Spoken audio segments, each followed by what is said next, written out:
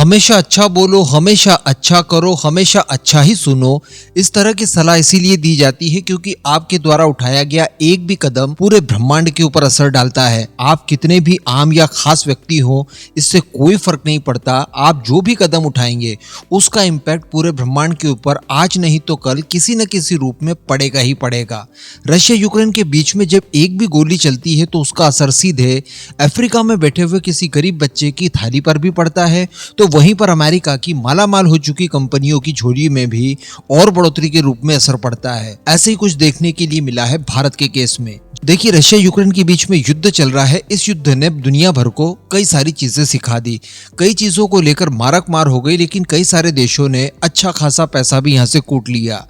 मैंने आपको एक वीडियो में बताया था आज से 2 सप्ताह पहले, अमेरिका के एडमिनिस्ट्रेशन द्वारा भी भारी भरकम ऐड जो दी जाती है यूक्रेन को, वो आम कामों के लिए नहीं दी जाती कि आप इससे खाना ले लीजिए, इससे दवाइयां ले लीजिए या फिर इंफ्रास्ट्रक्चर बिल्ड करवा लीजिए। इसके लिए तो यूक्रेनियन भारत से भीख मांग रहे हैं, बल्कि अमेरिका अपनी बिलियंस ऑफ डॉलर्स की ऐड हथियार खरीद के लिए देता है और वो हथियार खरीद अमेरिका की ही कंपनियों से होता है। तो ऐसी परिस्थिति में अमेरिका का पैसा वापस अमेरिका भी चले जाता है।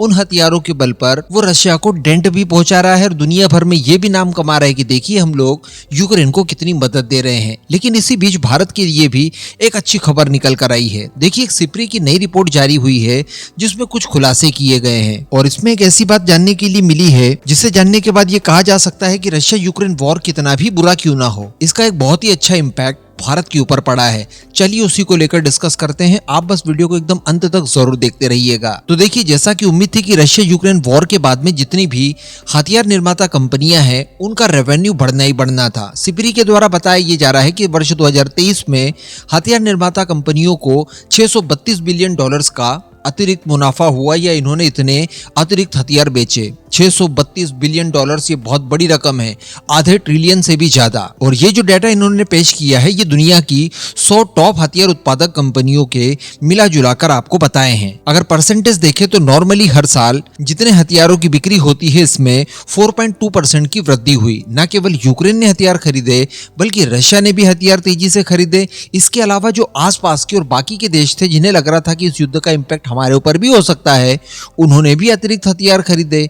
तो इस वजह से हथियारों की सेल तो काफी ज्यादा हुई। इसके अलावा भी हम लोग देख रहे हैं मिडिल ईस्ट हो या फिर इंडो पैसिफिक हो, यहाँ पर भी तनाव जारी है और ऐसी परिस्थिति में हथियारों की बिक्री काफी तेजी से हुई है। अब इसी बीच बताया ये जा रहा है कि इसका लाभ सीधे सीधे भारत, चीन और भारत की डिफेंस कंपनियों ने उठाया है। जी हाँ, अब अमेरिका की कंपनियां फायदा उठाएगी ये तो एक्सपेक्टेड था।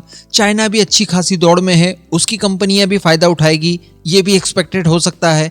लेकिन भारत की कंपनियों को इसका सीधा सीधा फायदा मिला है, ये एक्सपेक्ट हम लोगों ने नहीं किया था। देखिए, इस दौरान कई सारे हथियारों को लेकर हम लोग पास्ट में भी बात कर चुके हैं जो भारत द्वारा तैयार किए जाते हैं, वर्ल्ड क्लास हैं, भारत की फोर्सेस इस्तेमाल करती है और सबसे बड़ी बात कि वो दुनिया में सबसे कम दामों पर उपलब्ध भी है। ऐसी परिस्थिति में पिछले कुछ समय में जब दुनिया के अलग अलग देशों द्वारा अपनी रिक्वायरमेंट के हथियारों को खरीदने के लिए जब इनकी खोज की गई तो कई देशों की खोज उन्हें भारत ले आई। फिर आप मिडिल ईस्ट के कुछ देशों को लें, आर्मेनिया वगैरह को लें, इसके अलावा लैटिन अमेरिका के देशों को लें या फिर इंडो पैसिफिक के ही कुछ देशों को ले लें, तो इन सभी ने हथियार खरीद को लेकर भारत की तरफ देखना शुरू किया और भारत से कई सारे हथियार खरीदे भी गए। देखिए, ये वही सीजन है जिस समय सुपर पावर देशों में से एक फ्रांस भारत के पिनाका रॉकेट सिस्टम का इवैल्यूएशन कर रहा है क्योंकि उसे खरीदना है। तो अल्टीमेटली आप ये सार जरूर निकाल सकते हैं कि अगर रशिया यूक्रेन वॉर नहीं हुआ होता तो भारत के वो हथियार जो कि दुनिया भर में एक्सपोर्ट किए जाते हैं उनके बारे में ज्यादा जानकारी होती ही नहीं, क्योंकि हम लोग शुरुआत से देख रहे हैं कि भारत अपने हथियारों की पीआर वैसे ही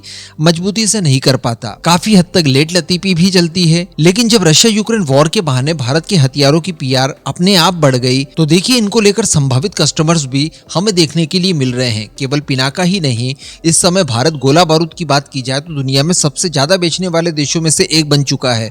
भारत एयर डिफेंस सिस्टम बेच रहा है, रॉकेट सिस्टम बेच रहा है, आर्टिलरीज बेच रहा है, एयरक्राफ्ट और हेलीकॉप्टर्स वगैरह भी इस समय हम लोग एक्सपोर्ट करने के लिए पूरी तरह से तैयार हैं। तो कहने का मतलब लगभग सभी तरह के वेपन्स वेपन्स अब हम लोग बेच पा रहे हैं और इसके लिए बहुत बड़े लेवल पर जिम्मेदार है रशिया यूक्रेन वॉर। अब अमेरिका की टॉप कंपनीज की बात की जाए जिन्होंने अच्छा खासा रेवेन्यू उठाया तो उसमें लॉकहीड मार्टिन है, रेथियन है, नॉर्थरॉप ग्रुमन है और ये वही सारी कंपनियां जो कि डीप स्टेट से कहीं ना कहीं कनेक्टेड है और मैंने आपको पास्ट में इनके बारे में बता भी चुका हूं, उन्हीं का नाम निकलकर सामने आया है। टॉप 10 में चाइना की भी 9 कंपनियां हैं जिन्होंने सीधे सीधे 103 बिलियन डॉलर्स का मुनाफा अर्न किया है। भारत तीसरे नंबर पर जरूर है लेकिन हथियारों की सेल के मामले में ये बहुत ही ज्यादा छोटा आंकड़ा है, लेकिन एक न्यू कमर के हिसाब से ये आंकड़े अच्छे माने जा सकते हैं क्योंकि वर्ष 2023 में भारत के जो आर्म एक्सपोर्ट से रेवेन्यू था वो 6.7 बिलियन डॉलर्स तक पहुंच चुका है जो कि पिछले सालों की तुलना में 5.4% की बढ़ोतरी के साथ देखने के लिए मिला है। और सिप्री की रिपोर्ट के अनुसार इन टॉप 100 कंपनीज में से भारत की भी 3 कंपनियां आती है जिसमें HAL है, BEL है, भारत इलेक्ट्रॉनिक्स लिमिटेड और साथ ही BDL है, भारत डायनामिक्स लिमिटेड। वैसे और भी देशों ने यहाँ पर मुनाफा अच्छा खासा कमाया है जिसमें टर्की का नाम भी निकलकर सामने आ रहा है। इन्होंने भी अपने बायरेक्टर ड्रोन्स के चलते और अपने खराब हो चुके हथियारों को भी भेज डाला और इस तरह से इन्होंने 1.9 बिलियन डॉलर्स को अर्न किया है जिससे इनकी टोटल कमाई 25% तक बढ़ी है। इसके साथ साथ ताइवान भी इस रेस में है और ताइवान ने भी अच्छा खासा मुनाफा अर्न किया है, उसने भी अपनी बढ़ोतरी 27% तक बढ़ाई है। तो देखिए रशिया यूक्रेन वॉर से दुनिया भर को जितना नुकसान हुआ वो तो अलग ही था, भारत को भी बड़े स्केल पर नुकसान देखने के लिए मिला, लेकिन एक मामले में फायदा मिला और वो था हथियारों की सेल। और सबसे बड़ी बात कि इसके चलते भारत की डिफेंस कंपनीज स्टैब्लिश हो चुकी है अच्छे बड़े लेवल पर। आज दुनिया भर में इनके हथियारों के बारे में चर्चाएं होने लगी है, इन्हें खरीदने के लिए दौड़ शुरू हो चुकी है। ये फ्यूचर में हमें काफी काम देगा।